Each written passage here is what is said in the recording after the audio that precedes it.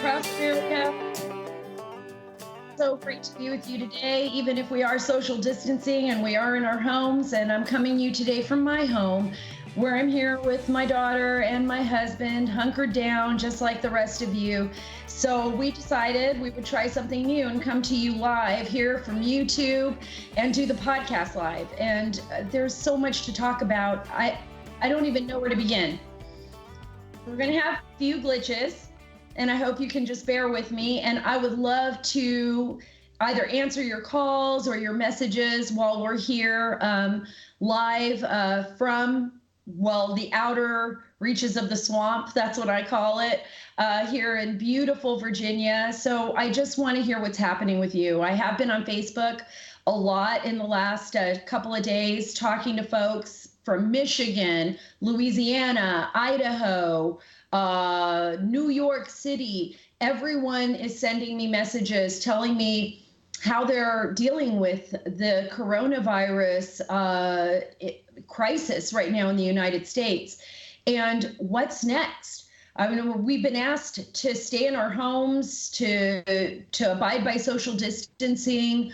The numbers are increasing of people that are actually contracting the virus exponentially. It appears in some areas, particularly in California and New York. My heart goes out to you. I'm originally from California. It's terrible what's happening in the state of California and how people are handling that. Also in New York City, my heart goes out to you too. I mean, this is a really terrible time for all of us. And we're all dealing with this in our own way. And I'm going over some numbers here. Jenny is in Houston with her family. You know Jenny Terre. She writes on SaraAcarter.com. So please keep up with our latest stories there at SaraAcarter.com. We're doing our best to try to inform the public about what's going on here. Also, Adam is at home too. We're all remote. We have hi, Adam. Hi, Sarah. You're doing great over here. We can't see Jenny right now, but we definitely can see Adam. I just want everyone to know that Jenny is out there, and she's watching. She's going to be on the air here in about 2 seconds. She'll be ready to talk to you guys, too. So the whole crew is here. Don't worry, folks. Great, because that's important. I want everyone to know it's hard for all of us. As you know, I'm a small business owner. Adam is a small business owner. Even though I contract with Fox News, which I love, and I feel like it's a family to me, I'm still, a contributor, and I'm a contractor. So that we're all in this together. You know, my husband's been asked to stay home from work. It's been hard on him. He's blind. So of course, when he's with his guide dog, Kenny can guide him around, but he uses his hands a lot to touch things, to know where things are.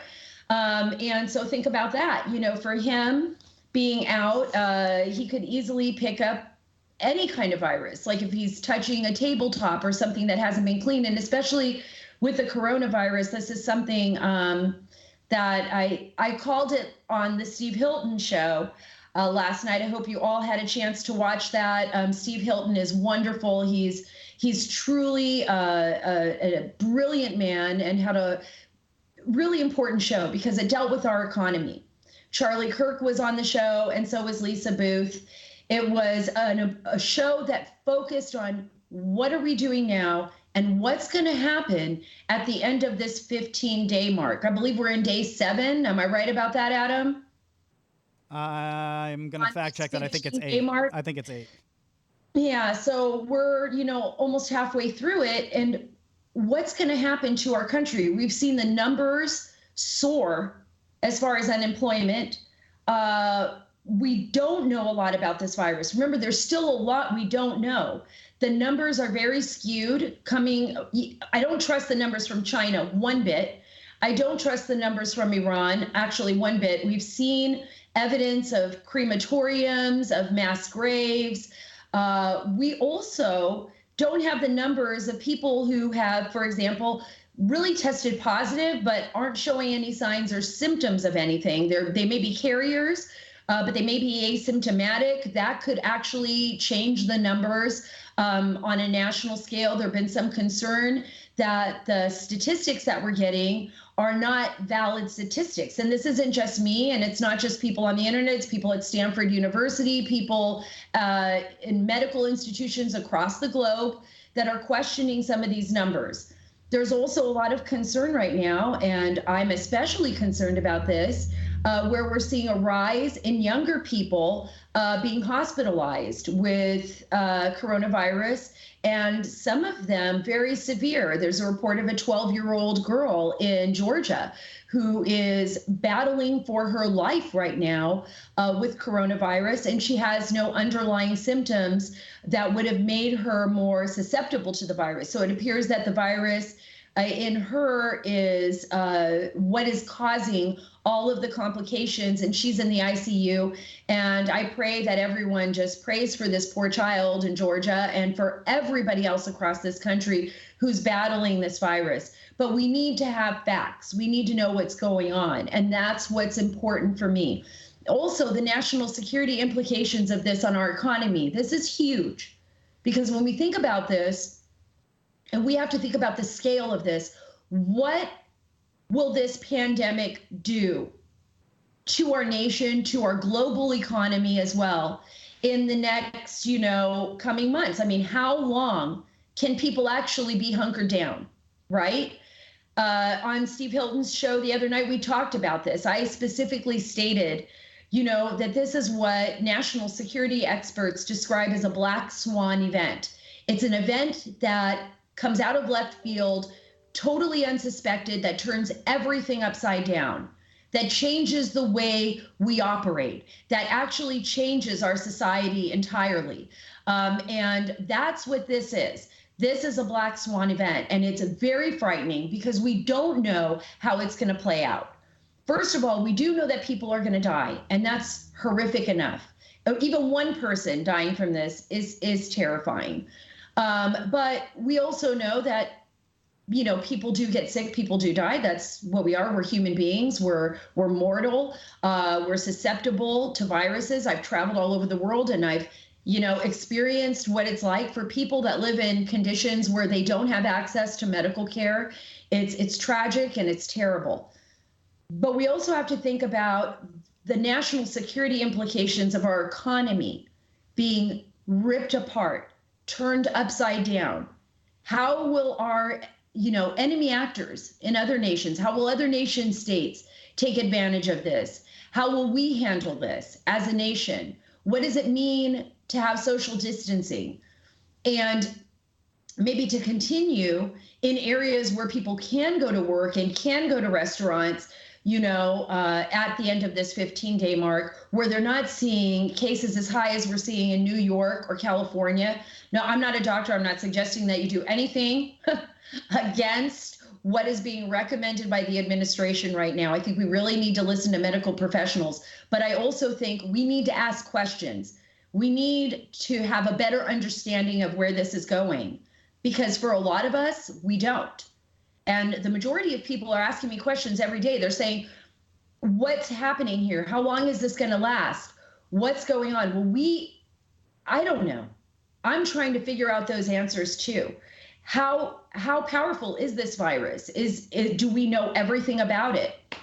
Let me give you an example. I was on the phone yesterday with a man by the name of Mirko. He is one of the provincial council members in charge of handling the coronavirus in Taranto, Italy. It's right on the border of Lombardy, the province of Lombardy, which everybody knows has been the worst hit province in Italy with the virus. Death tolls skyrocketing for them there, particularly with their elderly and people with underlying conditions. He was saying that, they had basically acted too late. That was his warning. We didn't shut things down early enough. We acted too late. The government did. In a sense, the Italian government got no assistance from the European Union for ventilators, for medical gear. There's a big debate now especially in Italy. What is the government doing? A lot of people say it's a leftist government, but that the European Union basically abandoned Italy. And what we're seeing right now is the Chinese and the Russians have come in, offered doctors, offered assistance, because the Italian government has basically had this divide with the European Union. So here we see actors like China, who, I mean, this is where the virus emanated from. The virus emanated from someplace in Wuhan province. We know this. This is a fact. And now the Chinese are trying to play, even though they've hidden everything from us, even though they've removed all foreign reporting from China, they're trying to say that they have no cases right now. They're trying to say they have no cases right now of the coronavirus. I don't believe that. And they've removed all foreign reporters from reporting the truth. And basically, Chinese journalists have disappeared. They've just disappeared. We don't know where they are. Citizen journalists that were trying to report the truth, we can't find them. The people that I was retweeting on Twitter, gone. We don't know where they're at. And now the Chinese are trying to play the good guy in Italy, saying, okay, well, we're going to send some doctors. The Russians are sending doctors. They're trying to build some relationship with the Italians to fill in that void when the Italians felt abandoned by the European Union. We have to be very careful with how enemy actors are going to behave. It's the reason why, and let me give you guys some numbers, and I'm going to just read from the trusty notes I have right here. And remember, these numbers are changing all the time. They're changing all the time. Let me give you some numbers. Worldwide, right now, what we have is 349,211 confirmed cases, which, I mean, remember, these numbers are all over the place. They haven't tested everybody in the world. So these are confirmed cases of what has been tested. 15,308 deaths. In the United States right now, we have 35,224 confirmed cases of coronavirus and 471 deaths. It's pretty sad. Right now, we got a COVID bill in the Senate, which we know right now, Nancy Pelosi, Chuck Schumer, they're refusing to take any action on this. Is a big political battle. So it appears that they really don't care. They really don't care. Americans are going to be losing jobs. The U.S. has the third highest number of cases of coronavirus right now worldwide. And remember, the president shut off the flights coming out of China. And when he shut off those flights, do you remember what the media was saying? They came after President Trump. They said he was, a racist, that he was shutting down these flights unnecessarily. No, he took action right away. He had a gut feeling. He was being informed by, his intelligence apparatus. Look, there is something in China going on that is really dangerous. We need to take action now. And he took that action. He was decisive, and he has been decisive throughout this entire event. But remember, like I said earlier, this is a black swan event. This is an unexpected event. And handling this is going to require everybody's input, and particularly in the administration. And President Trump has acted on it immediately. I've never expected to having dealt with this, to having dealt with a virus, a pandemic that is so prolific. But I also have to ask the questions, and it's the same questions you have. First they told us it was only the elderly and people with immune deficiency problems, or who have who are at high risk, people with cancer, people with AIDS, leukemia, any kind of disease that would lower their immunity system. Now we're hearing there's more young people, that we're seeing more, people in their mid 30s, in their 40s, in their early 50s, in their 20s, even some people as young as 12 years old or younger, who are battling this illness. So I've got to ask myself, well, what's going on here? I don't know. I mean, there hasn't been a direct answer to this. Sarah, Sarah, we've got actually a great note from our social media lounge, the people who are watching along with us, at Trauma Mama 3, says that ARDS, acute respiratory distress syndrome, is probably what the younger people develop from a cytokine storm. It causes the lungs to fill up with fluid, requires ventilator support. Let me tell you, it's pretty terrible, because when my daughter Sophia, she's She's now 20. She's beautiful. I love her so much and miss her. She is hunkered down now, in college. But so when she was about 1 month old, Sophia contracted the RSV virus and it attacked her lungs. And it was a horrible time in my life. I remember how sick she was. She was so small and she was compromised. And because she was, I had a difficult birth with her. She was compromised, and all of a sudden she contracted this virus, which was like a normal cold in the child that lived next door to us. But for her as a small baby, it almost meant her life. We had to take her to the hospital immediately. They put her, on ventilators. They were watching her day and night. I remember they had actually told me that there was a helicopter on call, and I was in California at the time. Loma Linda Hospital, which is an incredible hospital in California, actually had a helicopter on call in case it got worse. And thankfully it didn't. Sophia, as a baby, was able to battle through it in 5 days. So I understand how parents out there feel and how scary this can be for so many people across the country, that it's, you're thinking, oh, could it be me? Could it be my kid? Could it be my parents? We just got to follow the rules and social distancing. I don't even know if that word, a lot of people say it annoys them now, but I guess, keeping 6 feet apart is the recommendation, from strangers. And if you're sick or if you're elderly, to not go into any public place, find someone who can help out with bringing groceries home.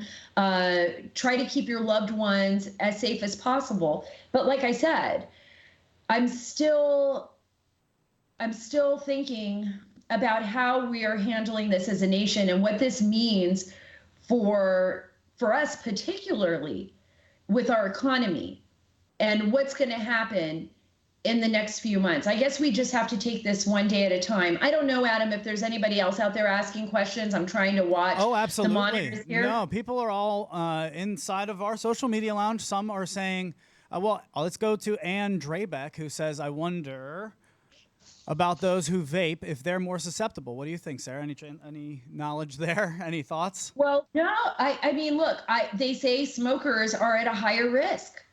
They say smokers are, and I just got a message from my daughter, Sophia, popped up. She did send me a text. Oh, wow. She says she's watching me right now. Hi, Sophia. From the living room. Awesome. Well, that's nice to know that my family's watching. I didn't know she was going to be doing that. She's probably just hunkered down, I didn't even bother her with it. It's your family and a whole lot more busy people trying to catch up on schoolwork. We've got a whole lot. But as far as smoking and vaping, I think there is probably significant information out there. I talked to a doctor, Dr. Osqui, who spoke about smoking. So I'm not going to be an authority on vaping. I will ask those questions, I promise. But as far as smokers are concerned, yes, this definitely affects the lungs. And so if you have a lower lung capacity, it could be potentially a huge problem if you contract the coronavirus, and especially if you have underlying conditions.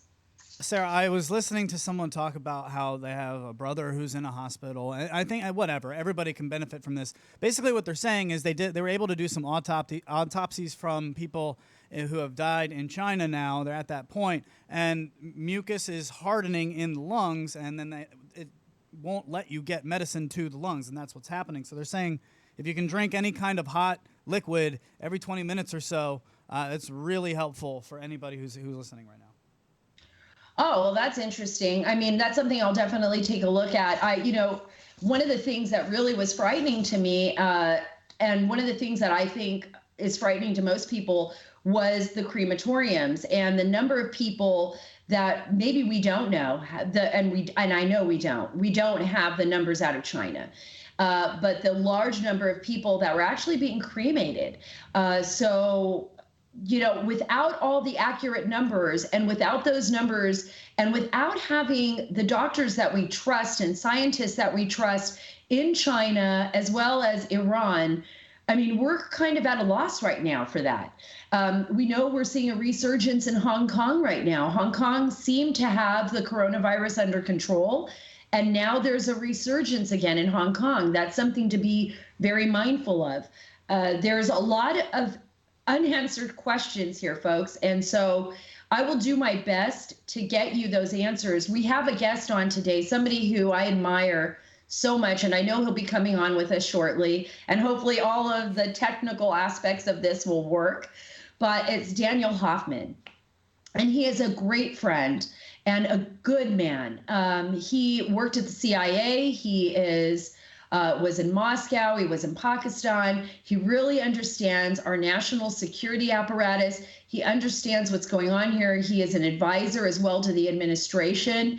He is somebody I trust wholeheartedly, and he's going to be able to explain everything China. He is going to be able to explain what's going on there, what are the risks for us, what does this mean, this black swan event of coronavirus, what are we facing as a nation? We're going to try to get a lot of those answers from him on the national security side. And, you know, he knows, he, like me, he has young children. I also have a 7-year-old who is downstairs with her dad right now doing homework. So she may interrupt us in a little bit, or maybe her dad will walk in the door. He also has young children who are home, and he has an amazingly beautiful wife, you know, who is going through her own medical battles. And he's going to, you know, Daniel's going to be talking about that and how serious this is and why for him, you know, this is so personal, the coronavirus. So that's something that I saw. We had a little moment of freezing right there, but that's what we're going to be discussing with him. Adam, do we have any more questions out there? I think we've got time for one more. JRT, or Junior T, really wants to talk about the fact that this is an insurance policy against Trump. Do you have a quick minute on that? Look, we don't know what's happening here. We do know, as far as like, I'm talking on the Democrat side, could they be taking advantage of this pandemic for their own purposes? Yeah, I believe that that's actually what they're doing. And they're going to push for whatever they can get. And there's a lot of people out there that have absolutely no love, and we know this, for President Trump. You know, the last 4 years uncovering the Russia investigation, and now on top of it, waiting for answers from the Justice Department, right? Will there be indictments? Will John Durham actually indict people that attempted, and this is not just my opinion, this is based on facts, on what we've been able to read in both text messages in the FBI, emails that have been obtained by Congress, by us as investigative reporters, and by Michael Horowitz, the Inspector General. The fact that they targeted President Trump with an attempt to remove him from office is something that I never thought we'd see in modern political history, not from our own nation. I never believed that they would use the tools and weaponize the tools of our system to target a duly elected president of the United States. But over the last 4 years, working on those stories, and of course, reporting them on Sean Hannity's show every single night. I mean, Sean was there. If it wasn't for him, we wouldn't have gotten the story out to the country. So I just have to say that without Sean, these stories would have not made it out past our websites. But Congress was able to pick up on it. Congress was able to investigate. The DOJ has been able to investigate. So would they use this pandemic? Do they want to see President Trump removed from office? Are there people out there who are cheering that this economy finally, one of the greatest economies we've seen since probably the 1920s in the United States, is now totally ripped apart? Yeah, I think there are people out there doing that. And that worries me. And so we have to stick together as Americans. We have to pray for this administration, pray for this president, that we get through this, pray for each other. We really have to stick together on this. We can't be ripped apart. And I say that whether you're Democrat, Republican, I mean, we can't wish the worst, because if we wish the worst on this administration, we're wishing the worst on ourselves. And that's it. It's about as good as it gets right there, folks. Yeah. All right, we've got our guest who's ready to go, standing by. Sarah, are you ready to talk to Mr. Hoffman? Oh, I'm always ready to talk to Daniel Hoffman. All right, we'll go to a quick break, folks. Just hang with us for about 30 seconds. We'll get Mr. Hoffman on the air here, and we will get with you guys in a second. Stay right there. Don't go anywhere.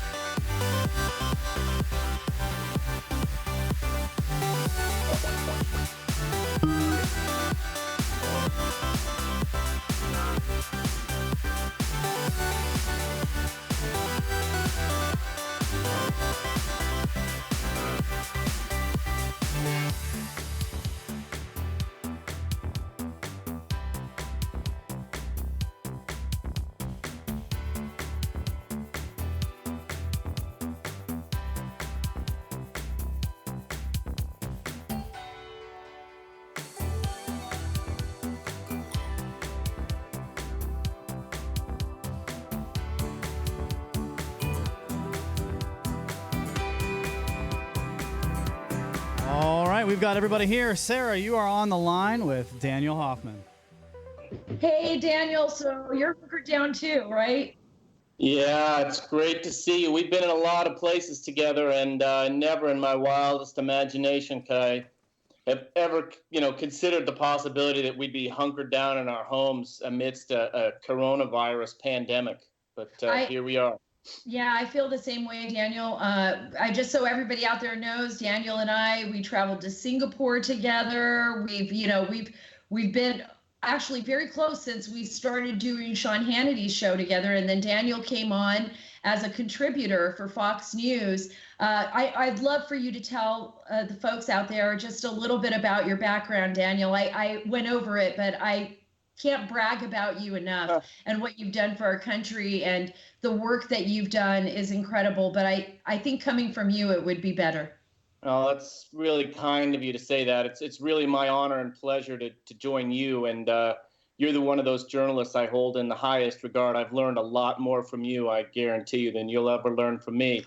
But just for the listeners out there, I served about 30 years at CIA. Served a couple of years in Pakistan and Iraq. I served in Russia, 2 tours, 5 years total. Spent 3 years in war zones, Afghanistan, Pakistan, Iraq, Yemen, Libya, tough places. In some ways, being home now, homeschooling my kids is as challenging as anything I've ever done. I've been retired for 3 years, and I'm a Fox News contributor. I do a column for the Washington Times. And have enjoyed the extra time that I've had to spend with my family. I'll tell you that the thing about my background that I found so interesting, we at CIA have something we call covert communication. It's when we want to contact a source and have a private discussion with that source when we're not always able to get out there and actually see the person. And so we're not socially distancing ourselves, we're physically distancing ourselves. And sitting here right now, I'm kind of imagining my old world of covert communication where we're relying on technology to interface with each other. We're doing anything but socially distancing. We are physically distancing, and there's a real distinction there that I think sometimes our media fails to grasp. That's true, because I've been very confused about the whole, some people say, oh, the word's so annoying to me, social distancing, or I don't really understand what that means. For everybody, it means something different. And I think, Daniel, people are really worried out there. Like me, I'm just a regular Joe like everyone else. We don't know where this is going. People are really scared of the unknown, and China being one of them. I want to play a clip really quick of President Trump talking about China, and then I want to get your take on it. Could you play that, Adam? The first clip. Relationship with China is a very good relationship. I wish they told us 3 months sooner that this was a problem. We didn't know about it. They knew about it. Can you play that clip again? I don't know if we heard that. Yeah, so I'm playing it, but it's on the same line as you, so you can't talk over it, unfortunately. It's a little lower. I'm going to play it from a little bit. I'm going to play it from the beginning. It's just a little bit lower, but here you go. Okay. Our relationship with China is a very good relationship. I wish they told us 3 months sooner that this was a problem. We didn't know about it. They knew about it, and they should have told us. We could have saved a lot of lives throughout the world. If you look at what's happening in Italy and Spain and a lot of other countries, we could have saved a lot of lives throughout the world. As you know, CDC has. There you go. Well, it's pretty daunting when you think about how little we understood about this from the very beginning and what China was withholding from the world and what China is continuing to do. Can you talk a little bit about why you think the Chinese government was so reluctant and what this means in terms of a threat, not just with the pandemic, but with an economic threat to both our nation and the rest of the globe? Yeah, sure. But first, I do want to address what you said at the top about people being nervous and concerned. I completely share that, and when I look back at the years I spent in overseas war zones, I think what I learned was just focus on what you can control. And here, right now, it's about eating right. It's getting some exercise, sleeping well if you can, have a plan for urgent care if you need it. And that's it. Take care of your family. The big stuff, it's interesting for us to talk about it, but at the end of the day, our politicians, sometimes they do a great job and sometimes they don't, but they've got it.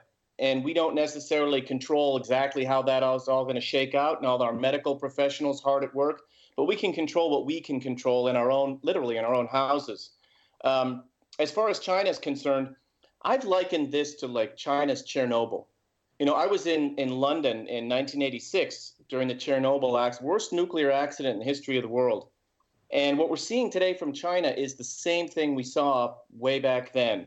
Obsequious apparatchiks who don't want to tell the truth out of fear for recrimination from Xi Jinping, an opaque Chinese bureaucracy, and most of all, a Chinese government that relies on state propaganda to control their own citizens. So the world was collateral damage, essentially. Xi Jinping, the last thing he wanted to do was to reveal to his own citizens that there was a pandemic on its way. And so they withheld information, even though the virus began to spread in December. They didn't announce any national emergency until mid-January. And that was, obviously a major issue that the Chinese absolutely failed. Could you imagine if the United States or a Western European democracy had done that, inflicted that much pain on the world, what we would be in store for? I mean, imagine that. Well, and not only that, Daniel, but imagine how the people within our own nations would have reacted to that, to our government doing that. What do you think happens in China when you think about the enormity of the magnitude of this, when actually people believe that the numbers are significantly higher, the deaths are significantly higher? There has been talk that there were crematoriums. There were reports coming out of Japan of a dark rain. Right now, there's a lot of evidence pointing to the fact that the Chinese have not been forthcoming. The Chinese government has not been forthcoming. So what's happening, do you think, inside Xi Jinping's own nation? I mean, the people have to be realizing at some point or another that this government, or maybe not. I mean, maybe they're so used to being controlled under a communist government that this is just another set of controls with the propaganda that they've pushed out. I look, everything China's told us going back to the very beginning has been full of lies. And so anyone who wants to believe that the Chinese have somehow solved this, which is what they're telling the world, I'm in a very deeply mistrust and verify that. And it's hard for us because we don't have all the people we would normally have at our embassy, and China's kicked out our journalists because that's what scares them. The reason why, Xi Jinping and Vladimir Putin are such good buddies is because the same thing scares them: democracy. And Xi Jinping knows that when you've got an internal crisis like the one he's facing right now, that could tear down his country. His people have lost faith, many of them, in the government's ability to take care of them at the most basic level because the government is concealing the truth. And that's why the question, I think, for our China watchers, I know it in the intelligence community, is going forward, months, years from now, do Chinese, the ones who were protesting in Tiananmen Square, the brave guy, remember, standing in front of the tank, those sorts of people look at this and say, this brittle Chinese ruthless dictatorship is not for us, is not looking out for the best interests of our people, and maybe they stand up and do something about it. That's what scares China. Really, it does. And what scared me, and bringing it back to our country, is the fact that once this outbreak came out, once we realized we were in this predicament, and once the Chinese started issuing all of their propaganda statements and trying to say that the United States was the beginning of this virus, that this was the U.S.'s fault, that we planted this virus, all of this propaganda. But then when you come to realize that over 90% of our antibiotics and painkillers are manufactured in China, I mean, that's a huge national security problem because that directly affects the lives of everyday Americans. There could be secondary infections from the coronavirus that would require antibiotics. And now all of a sudden, China's in control of that. How did this happen? And as a national security expert, what do you think needs to be done? What would you advise the administration? I mean, the world is certainly, so small, so flat, so interconnected. And you're absolutely right. When it comes to technology, 5G, we got to do that ourselves unless we want Big Brother China stealing all our secrets through Huawei. When it comes to medicine and other key technological and other equipment that really is important for our national security, we need to own those supply chains. And so I agree with you wholeheartedly. It's a lesson that we need to take to heart after the coronavirus, the crisis abates. One country that did take it to heart is Taiwan, on China's neighbor. Taiwan has almost 1 million of its citizens living in mainland China. But they learned from SARS when China concealed the outbreak of that epidemic, which caused almost 100 deaths in Taiwan. Their current vice president, Chen, was the minister of health at the time. And he knew that he needed to take a lot of those steps. And getting to your point, Taiwan did not send any of these important medical devices, no masks, no ventilators, nothing overseas. All they sent were their own people to Wuhan to collect on the virus in December, bring back whatever information they could collect. They've said that the Chinese weren't helpful at all, but they learned some things. They made 124 key decisions, key points that they shared with their people. And thus far, they have less than 200 cases and 2 deaths. So I think that's a good lesson for us to learn from an ally literally on the front lines dealing with a ruthless neighbor like China. Well, and this is the thing about this virus. We really feel like we don't understand it. I mean, I think publicly we hear our medical professionals, we hear the administration talk about it every day, doing, I think, what is so important, informing the public every day, the Corona Task Force, so that people are aware of what's going on. But as far as the virus is concerned, I feel like it's kind of a mystery for everyone. And I see that when people write, like they're saying, well, if it affects people with low immune systems or the elderly, shouldn't we put those people in isolation? They're concerned about losing their jobs. They're concerned about the economy. So I keep saying this is a black swan event. This is an event that came at us sideways.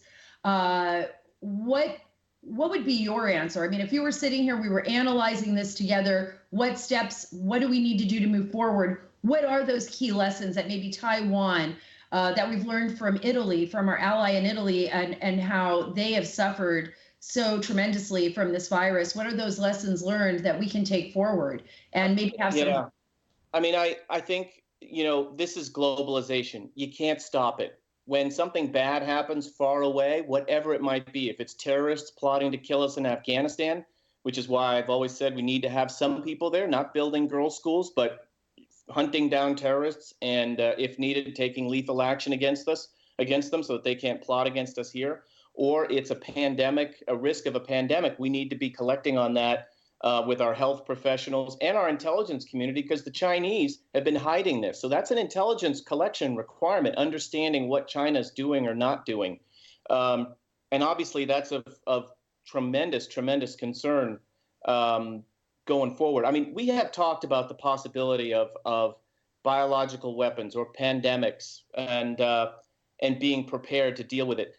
For me, there's an issue here with the economy and with healthcare. Obviously, our economy is being shut down right now, and we're going to reach a tipping point where we got to get people back to work and take the health risks of doing so. We're not there right now. We need to save people. We need to understand what flattening the curve means, staggering the number of cases over a longer period of time. What bothers me in particular, and I don't want to sound like some old, crusty man here, but millennials are the ones, getting back to what I said at the beginning, they got the most sophisticated, regular use of social media. Use it. You people, they love to get on their phones and text each other and phone each other. That's what you got to do for the sake of all the people who are at risk from this virus. My wife's one of them. She's been battling cancer for 3 years. So my two boys and I are ruthless about making sure that we don't become carriers, even though, we're not in a high-risk category, arguably, but we still don't want to get it. Right. I don't want older people in my neighborhood to get it.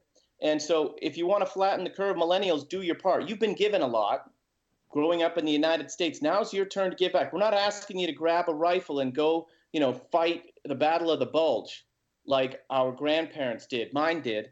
I got family members who fought in World War I and World War II and Korea.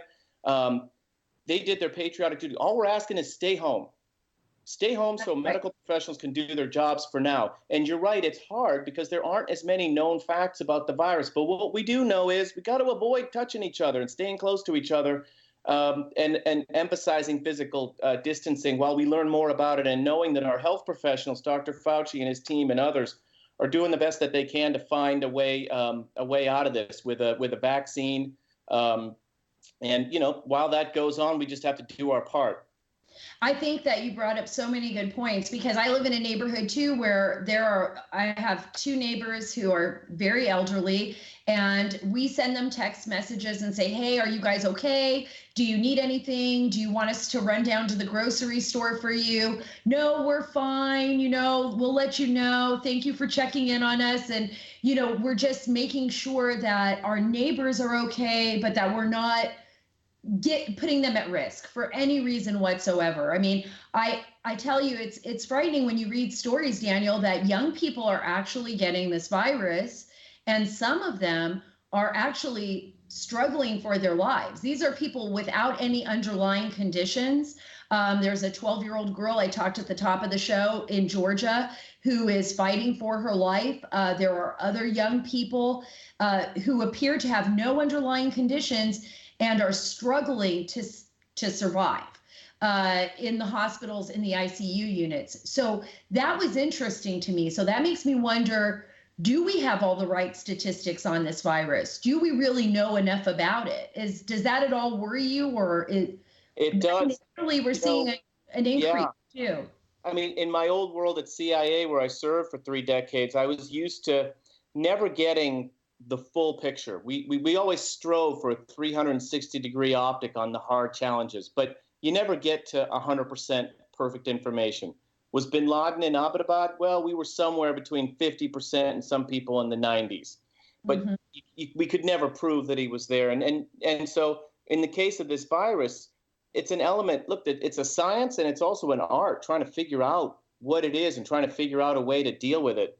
And I agree with you. I mean, the science is going to have to catch up and determine what it is. What it was in China might not be what it is in Italy, and what it is in Italy might not be what it is in New York. And New York might be different than Washington State and Washington, D.C., where we are.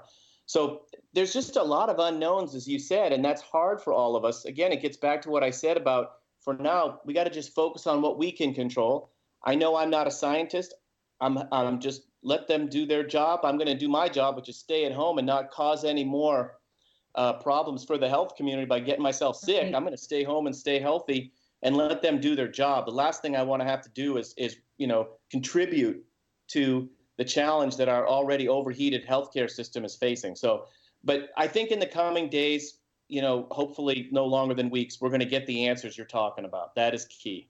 Oh, I think it's key too, because I just don't know how an economy right now, and I think lives are so much more important, of course, than anything else. So like, and I want you to, talk about, because for you, it's very personal. I mean, this is about your wife, the mother of your children. You are going to do everything in your power. I know you to protect her. You guys can't imagine out there how much this man talks about his wife and how much he loves her and his children. He is like, I think, number one dad and husband out there in the Oh, world. no, I'm giving that to your husband. But I'll tell you, if the listeners are interested, my wife was going through her first liver resection surgery a year or so ago, and I wrote an op-ed for Fox, and you can look it up, Dan Hoffman. If you just search Dan Hoffman, CIA, and wife, you'll see it.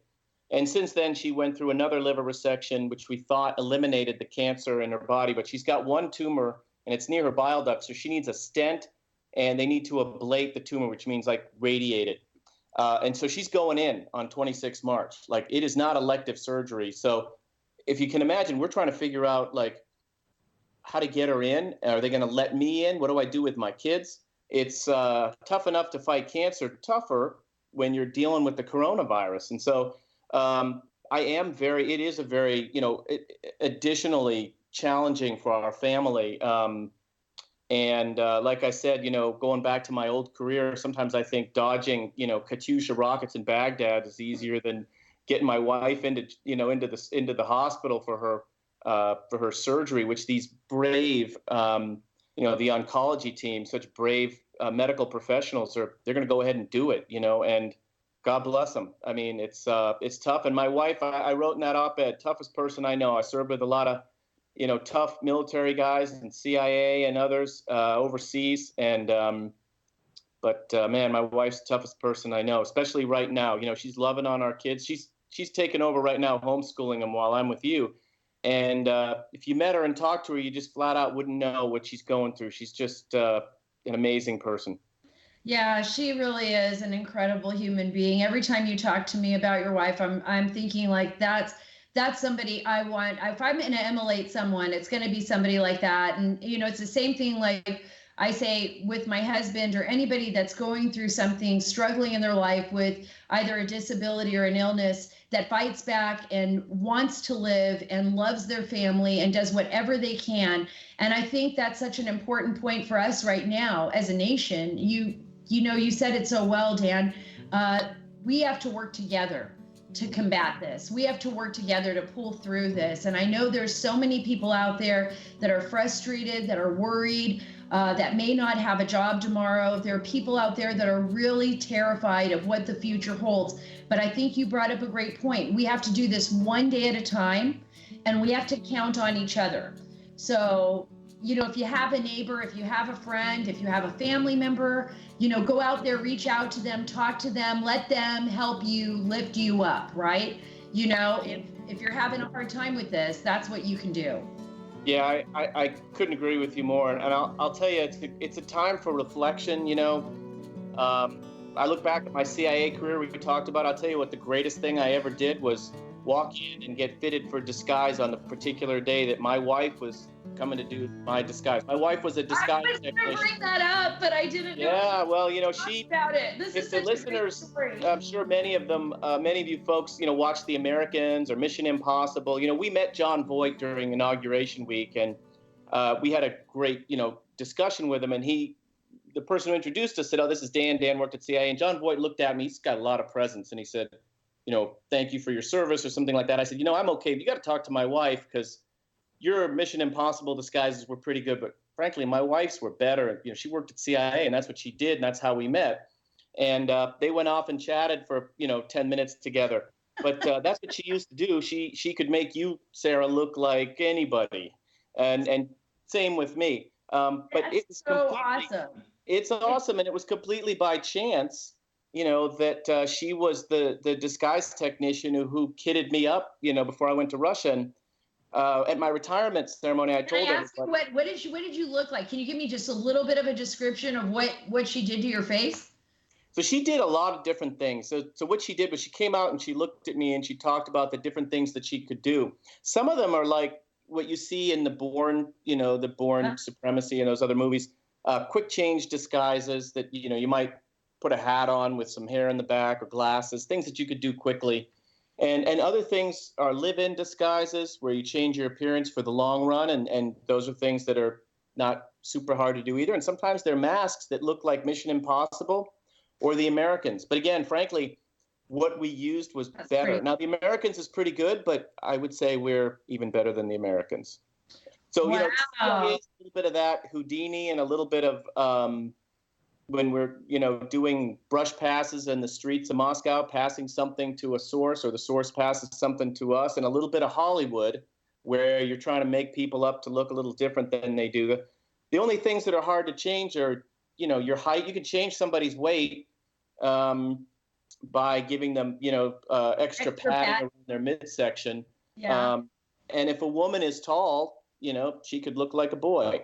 And if a boy is short, he could look like a girl. I've seen both. So it's pretty fun.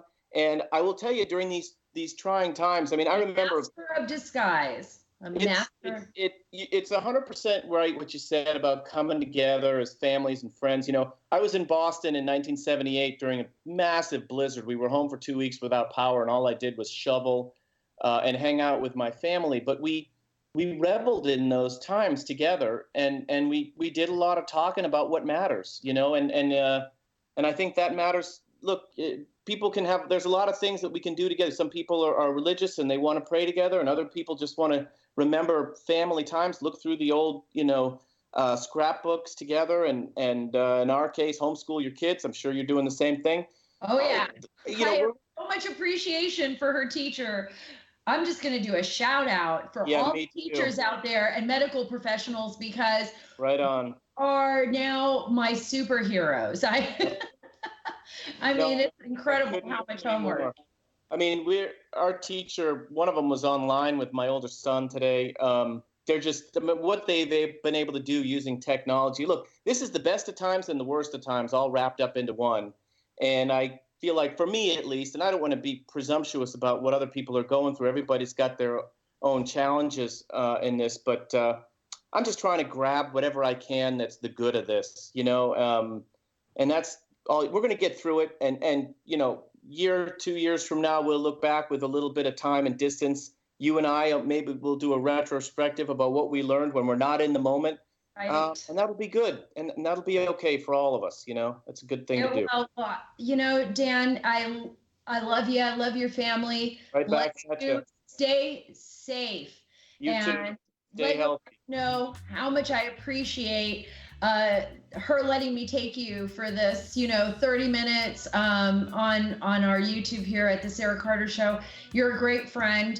I will be praying for you. I think about you all often, and I'll be talking with you shortly. All right. So take care. So much Stay healthy. Yeah, you too. Thank you. Okay.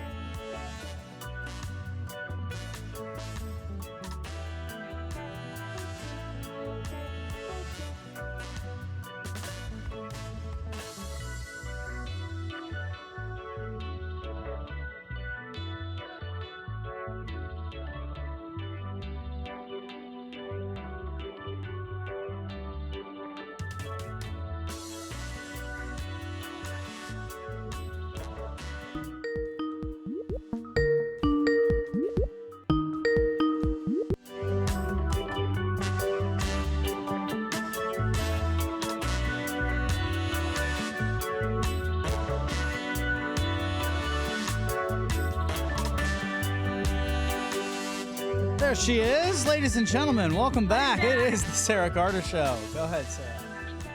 Hi, you guys have been great. This is so new to us, so we're figuring out all the glitches here. For some reason, I ended up off the show. I ended up hanging up. Well, so I have to kick you off so that I could hang up on our wonderful guest there, and then I went to call you right back. So, yeah, it is a little bit new here. We've got a bunch of new things. If you see, we've got a scroll that you can have your name on. If anybody wants to put their name on the scroll down below, you certainly can. You can support us at our Patreon page, so feel free to do that. We've got our call-in line. We can take some calls, Sara, if you want. We've got messages there if you want. Like, we can do whatever you want now. Yeah, let's do it. Let's take a call. Let's do a message. All right, I'll do all of that. So what I'm going to do is go ahead and open up the call lines so they are officially open. If you've been trying to get in, you've been leaving us voicemails. We can play those on the air too, but 571-354-7338. Go ahead and call us right now, and we'll get you on the air. While we're doing that, I have a bunch of messages for you, Sara. Hey, Carol Lawson wants to know, is it true that most cases in Italy are amongst the Chinese that are there? No, I haven't heard that, and I don't think that's accurate, Carol. What I have heard, and I did speak yesterday to a gentleman by the name of Mirko, who is in charge of coronavirus response he's a council member, governor of Trento, near Lombardy province, which has been the most affected. And actually what's happened right now is that the caseloads of people that have been infected are mainly the elderly, a lot of people with underlying conditions, he said, but it's actually been horrific for the Italian people, particularly in that area, in that province of Lombardy. We do know that the Chinese do have a large stronghold in Italy, particularly when they brought so many people from China for manufacturing into Italy. There's a lot of issues there.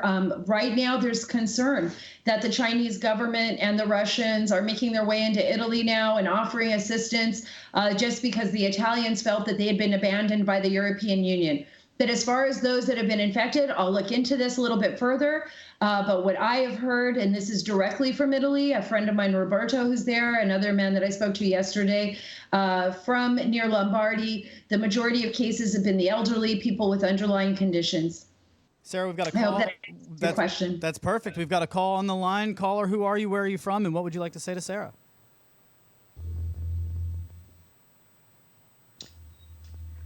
I can't hear them. Caller, go ahead. Who are you? Where are you from? Hi, my name is Felix. Can you hear me now? Yeah, go right ahead. What do you? I can hear you. Hi, Felix. Excellent. Hey, Sara, it's great to talk to you. I appreciate all your contributions in this area, and certainly enjoy seeing you on Hannity's show on a regular basis. So thank you. Well, thank you so much. I did have a question for you, and wanted to get your thoughts on something that's kind of been out there, but it's been a little hard to keep track of because of all of the coronavirus conversation. And that's been this consistent drip of arrest of persons involved in university research in America who appear to have been taking funds from Chinese universities or grant programs or those types of things, really large quantities of money, getting those funds and not reporting it to the federal government, and that's why they're getting in so much trouble with the Department of Justice right now. But it seems like when you look at their pedigree, a lot of them are chemical and biological researchers who have some issues there, and one of them directly to the Technology University in Wuhan. So I just wanted to get your thoughts on, are these things related? Is there some chance that those things are coincidental but related to what we're talking about here? I got to tell you, Felix, I think you brought up just such an important, and I hope I'm remembering your name correctly, Felix, but such an important question, and many questions are actually wrapped up into there. This is a concern. I've had this concern for years. Even when I was at the Washington Times, I had sources that were talking about this, that we have people within our university apparatus, people with access to biological and chemical compounds that are connected to overseas, to nations that are threats to our country, and also the fact that a lot of these grants have come to some of these universities. And what is that connection, and why didn't they report it? Does it have any connection to the Wuhan virus right now? I have no idea. I know this is something that probably our intelligence apparatus, like Daniel Hoffman, people like him who are working now at the CIA and working in other levels of our intelligence community are looking at. They want to know about this virus. They need to understand it more.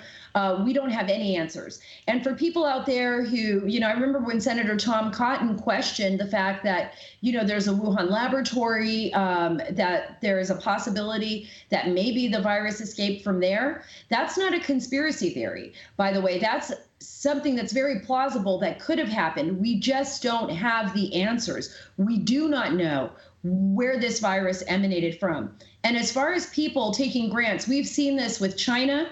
We've seen this with Saudi Arabia. We've seen this across the board with some of our universities taking large sums of money from Qatar, from other places around the world, where the fear is that these nation states, and some of them enemy states, right, have influenced our university systems and kind of embedded themselves in there. So even if these universities, of course, are not dealing with the biological, the virus itself, or the chemicals that could actually, if they're not distributing them, I'm just going to put it that way.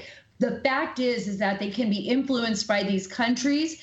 And we also don't know, for example, and we've seen this in the past, where these countries have actually infiltrated with spies in our system. So we have to be very careful about this. We have to be very wise about how we approach these situations. And I think now that we've seen what's happened with China, in particular, the fact that the majority of our antibiotics, the majority of our pain medications, our ventilators, our medical equipment, our masks, particularly our masks, are made in China. And that is a national security risk for us here in the United States. So it's a great question. I will look into it more. It's something that I think we should be investigating more and looking at, and I will be contacting the Department of Justice about that and see where they're at on those cases. Thanks for the question. Thanks for calling.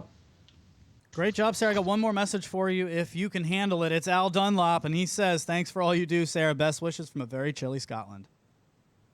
Oh, I love it. Scotland. Yes. I have family from Scotland. At least that's what my Ancestry.com DNA test said. A lot of Northern European and Scottish and Irish. So hello in Scotland. Thank you so much for watching us. And again, thank you so much. We're in this together. As you can see, there's people all over the world in the same position we're in. We're trying to understand this. And the most important thing is that we get these questions answered. We are a nation. We are a world of people with common sense. And I trust in people's decisions. I trust in what people can do when they're informed correctly. And that's what I'll attempt to keep doing. Again, thank you for being here at the Sara Carter Show. Please see our stories at saraacarter.com and follow me on Twitter at SarahCarterDC. Please follow me on Twitter at SarahCarterDC. And as for our podcast, leave us a 5-star rating. Let us know what you think, and let me know what stories you want to investigate. I will help you investigate them. We're in this together, folks. Remember, I'm right here at home, just like you, hunkered down. Thank you so much for being with me, and I look forward to talking to you again soon. We're taking the story back.